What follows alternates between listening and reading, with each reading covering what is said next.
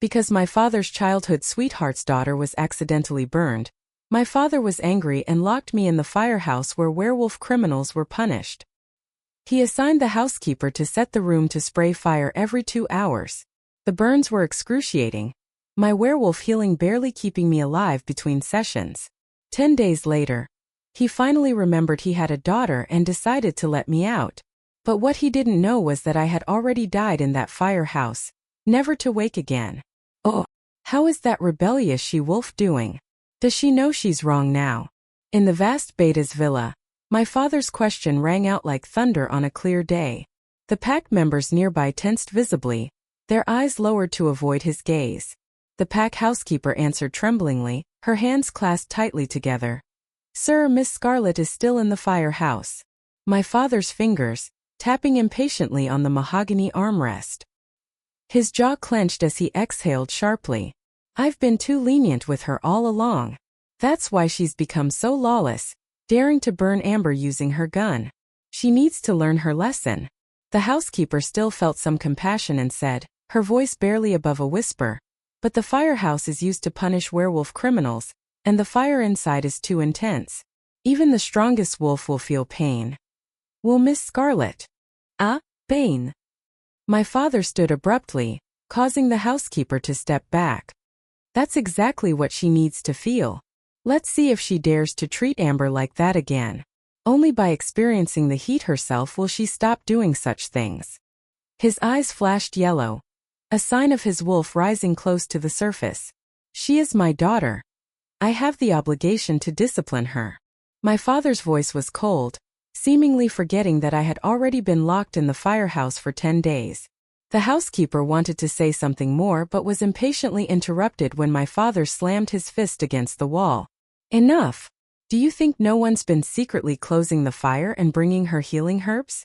She's fine. She won't die. Hearing this, I couldn't help but laugh, though no one could hear my voice. 'Cause I was already dead. I had been dead for 5 days already. Since then my spirit had been following my father, watching his cruelty and indifference. Thank you, Dad. Please don't be angry anymore. Let's free Scarlet now. The fire in the firehouse was too intense. She must be suffering terribly. From the bedroom, from what used to be my room, Amber emerged wearing a flowing cream dress, her blonde hair cascading down her shoulders. My father's eyes instantly softened, showing a tenderness I had never seen before. Sweet Amber, he murmured, all traces of anger vanishing from his face. Amber came downstairs and sat beside my father, her presence seeming to calm him instantly. She placed her hand over his, and he accepted the gesture with a smile. Forget about her. You're just too kind, he said, voice gentle now. She burned you on purpose with her toy gun, causing your wolf to become so weak now. She deserves to be punished. Amber's face showed concern. It might have been an accident. No, my father cut her off, his tone hardening again. I know my daughter. She was jealous of you. Always has been.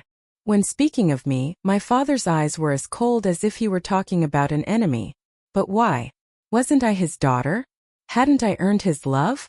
In the mansion, the housekeeper walked to the kitchen, muttering quietly to the cook. He'd sacrifice his own blood for that girl. Acting like Scarlet means nothing to him. It's not right.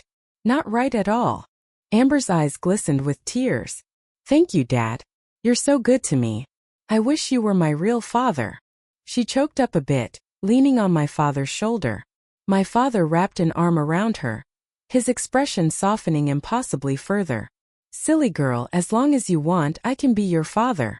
A woman appeared, none other than the love of my father's life, Elise. Her silhouette stood in the doorway, backlit by the setting sun. My father's breath caught audibly at the sight of her. Donovan, Elise said, her voice like silk. I heard shouting. Before she entered our lives, I had always believed the woman my father loved most would be my mother. I remembered how he used to look at Mom, with respect, with fondness, but never with the raw hunger I now saw in his eyes as they devoured Elise. But everything changed after Mom passed away. The funeral had barely ended when Elise started appearing at our house. First for condolences, then for pack business. And finally she didn't need excuses anymore. Today, I find myself somewhat grateful that Mom died from illness and never witnessed this heartless side of the man she loved her entire life. Mom thought she had married a loyal wolf. How wrong she had been. I guess I'll be seeing Moon Goddess soon. Maybe I will see Mom there too. In my next life, I'll never be Father's daughter again. Donovan, a small punishment is enough. Scarlet is still your daughter, Elise said, her voice honeyed with false concern. She stepped closer, placing a manicured hand on his forearm. My father relaxed under her touch, his rage subsiding like a tide. She hurt Amber, he growled, but with less conviction. My daughter will heal, Elise whispered.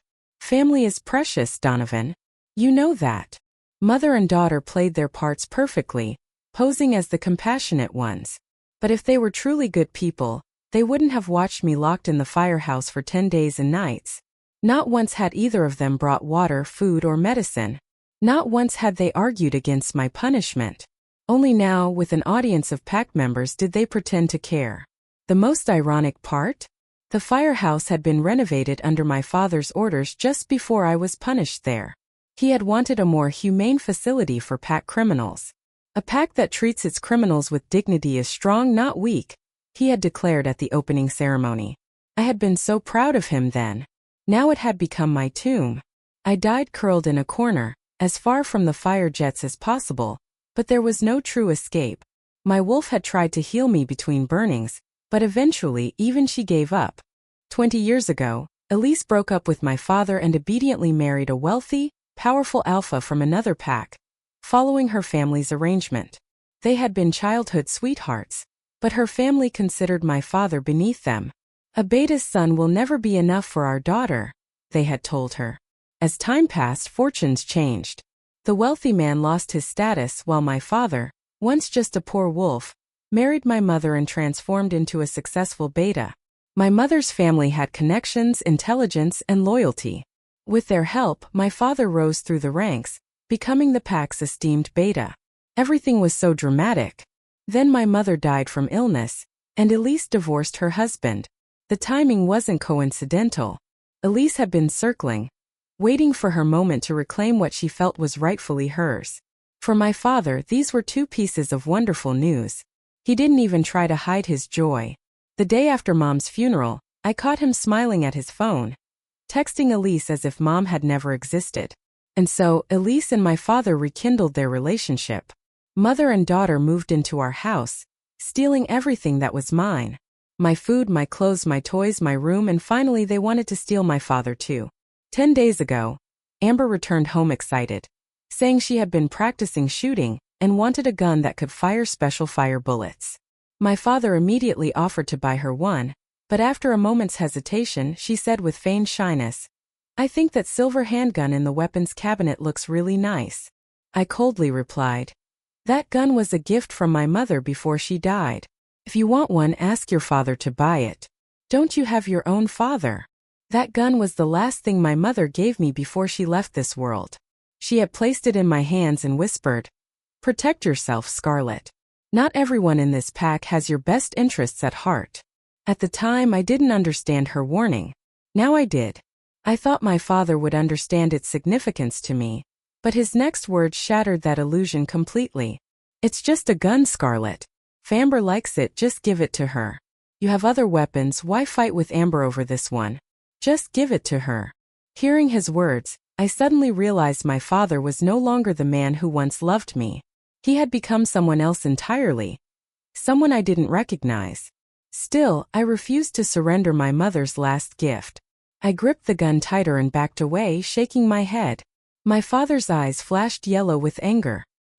He signaled to the guards, who approached me cautiously. Take it from her, he ordered. In desperation, I raised the gun, not to shoot but to keep them at bay. The guards hesitated, looking to my father for instruction. Now, he barked, and they rushed me. In the struggle, knowing I would lose, I made a split-second decision. Rather than let Amber have my mother's gun intact, I quickly removed a critical firing pin and swallowed it.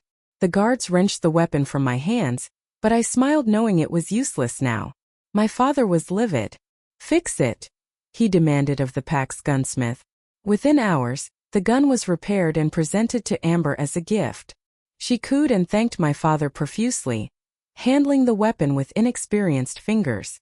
3 days later, disaster struck. Amber was studying the gun in her room, my old room, when it accidentally discharged. The fire bullet hit the curtains, igniting them instantly. The flames spread rapidly, trapping her inside. The smoke alarms blared throughout the house. Pack members rushed to help, but the fire was intense, fueled by the special ammunition. Before losing consciousness, Amber managed to call my father. Father, without regard for his own safety, shifted into his wolf form and charged through the sea of flames to rescue Amber. The pack's emergency response team arrived minutes later, extinguishing the fire and treating the injured. Fortunately, Amber had only suffered minor burns on her arm. Father had a few singed patches of fur but was otherwise unharmed. When Amber regained consciousness in the medical wing, she immediately played the victim. "It was an accident," she whimpered, tears streaming down her face. "I must have made a mistake using it. I know Scarlett wouldn't tamper with the gun to hurt me." Her words, seemingly defending me, were designed to do the opposite. And they worked perfectly. My father, standing at her bedside, turned to me with a rage I had never witnessed before. His entire body trembled with it, his eyes fully yellow now. "You did this," he growled, his voice barely human. "You tampered with the gun, knowing she would use it." "No," I protested. "I would never." Before I could finish, his hand struck my face with such force I crashed into the wall behind me. The pack members present looked away, unwilling to intervene. Donovan, Elise, still in the room, moved between us. "Maybe she didn't mean it." "She must have," my father roared. Father was beyond reason. He dragged me from the medical wing to the basement where I'd been forced to live after Amber took my room. From a hidden compartment, he withdrew something I'd only heard about in pack horror stories. A silver whip. Silver, the one substance that could prevent our wolves from healing. "You need to learn," he hissed, raising the whip. The first lash tore through my shirt and into my flesh. I screamed as the silver burned into my skin, my wolf howling inside me. The second lash crossed the first, creating an X of fire across my back. After the 10th lash, I could no longer stand. I collapsed to the floor, blood pooling beneath me. "Take her to the firehouse," my father commanded the housekeeper, who had been watching in silent horror. 2-hour intervals.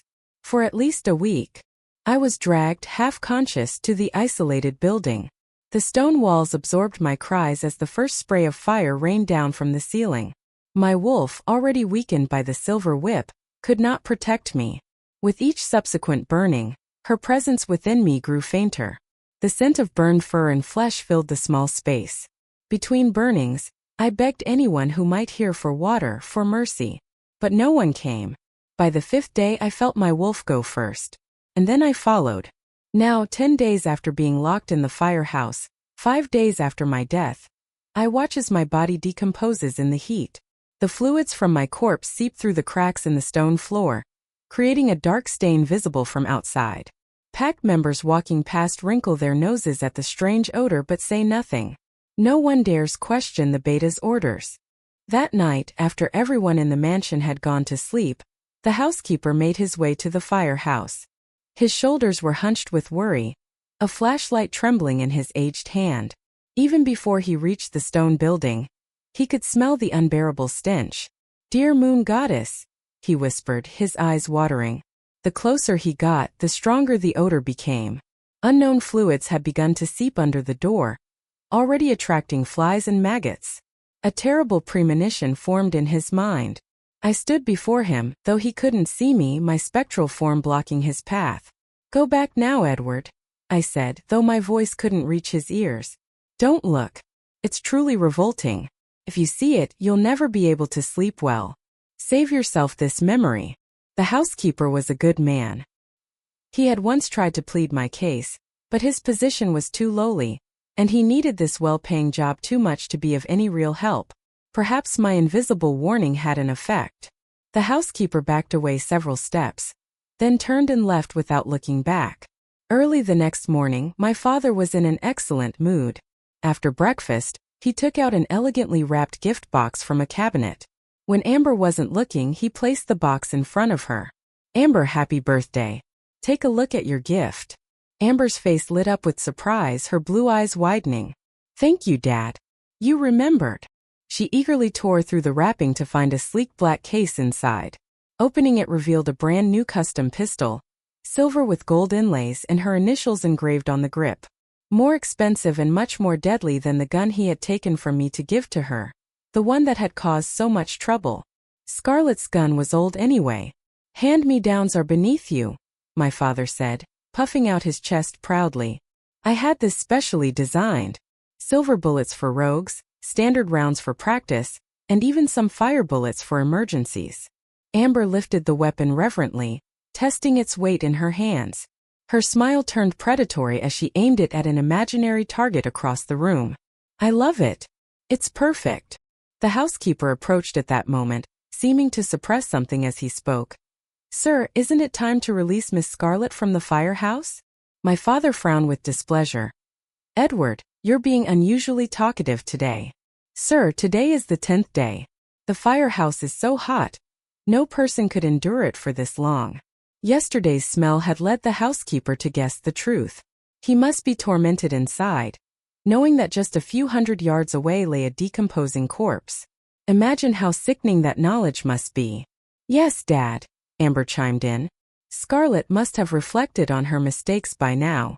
Please let her out.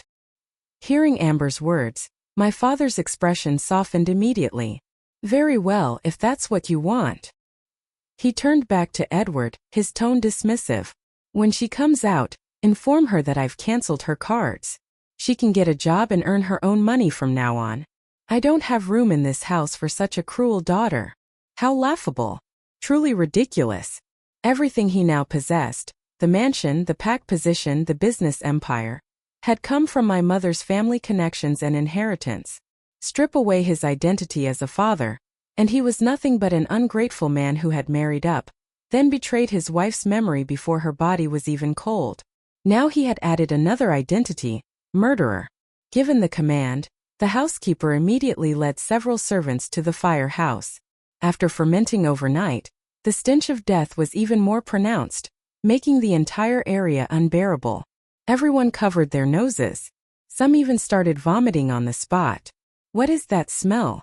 It's horrific. Did someone die in there? My father and Elise, with Amber between them, walked at the rear of the group. Even they wrinkled their noses at the stench. But seeing the servants' undignified reactions, my father's sense of superiority kicked in. What's all this noise about? Is this how you behave? It must be Scarlett's smell. In this heat, locked up for 10 days, of course it stinks.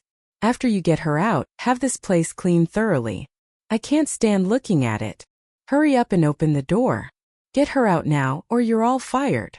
My father barked orders, and several servants had no choice but to approach, fighting their nausea. One of them unlocked the heavy door and pushed it open. In the center of the scorched floor lay not a human form, but the charred, twisted remains of a wolf, my wolf curled in a defensive position.